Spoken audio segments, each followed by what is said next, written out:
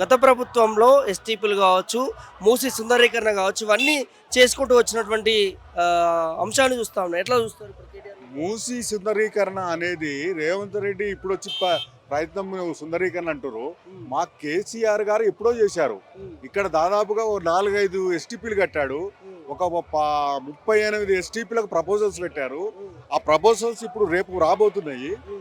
అదేవిధంగా ఈ రోజు మూసీ సుందరీకరణ అని దాదాపు 1,50,000 కోట్లు తీసుకొచ్చి ఈ రోజు పెద్ద కుంభకోణాన్ని తెరలేపాడు రేవంత్ రెడ్డి గారు. హ్మ్. ఎందుకంటే నేను అడుగుతా ఉన్నాను రేవంత్ రెడ్డి గారు, హ్మ్.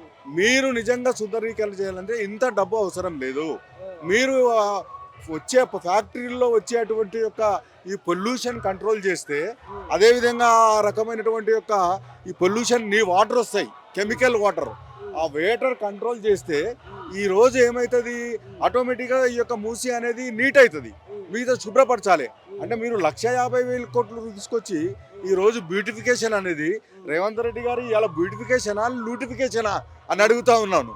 అంటే లూటిఫికేషన్ చేయటానికే ఈ రోజు 1,50,000 కోట్లు తీసుకొచ్చి ఈ రోజు యొక్క భూసి సింద్రణీకరణ పేరుతో పెద్ద ఎత్తున కుంభకోణం తెరలేపిండు. నేను అంటా ఉన్నాను, ఈ రోజు 1,50,000 కోట్లు ఉంటే ఈ రోజు ఇప్పటికే మీరు అంటూ ఉన్నారు ఈ రాష్ట్రమే అప్పుల కుప్ప చేశాడు కేసీఆర్ అంటారు. మరి అప్పుల కుప్ప చేసినటువంటి ఈ యొక్క రాష్ట్రాన్ని మళ్ళా ఎందుకు ఈ రోజు 1,50,000 కోట్లు తీసుకొచ్చి ఈ యొక్క 4 కోట్ల ప్రజల మీద ఈ యొక్క రుద్దుతా ఉన్నావు రేవంత్ రెడ్డి? నీకు నిజంగా చిత్తశుద్ధి ఉంటే ఈ రోజు ఈ మూసి అంత డబ్బు అవసరం లేదు. ఒక 1,000 కోట్ల రూపాయలు ఉంటే ఎస్టీపీలు కట్టి ఈ రోజు ఈ యొక్క మూసిని సుందరీకరణ చేయవచ్చు. కాబట్టి ఈ రోజు కేవలము ఈ యొక్క దోచుకోవడము దాచుకోవడానికి ఏ రోజు రేవంత్ రెడ్డి ప్రభుత్వం ప్రయత్నం చేస్తుంది. కాబట్టి ఆ విధంగా చేయకూడదు అన్నటువంటి ఆలోచన మీరు చేస్తా ఉన్నాను. కాబట్టి రేవంత్ రెడ్డి నిజంగా చిత్తశుద్ధి ఉంటే నువ్వు మూసీని ఈరోజు సుందరీకరణ చేయాలంటే మీరు ఒక 1,000 కోట్లు సరిపోతుంది. ఆ 1,000 కోట్లు పెట్టి ఈరోజు సుందరీకరణ చేయాలని కోరుతా ఉన్నాను.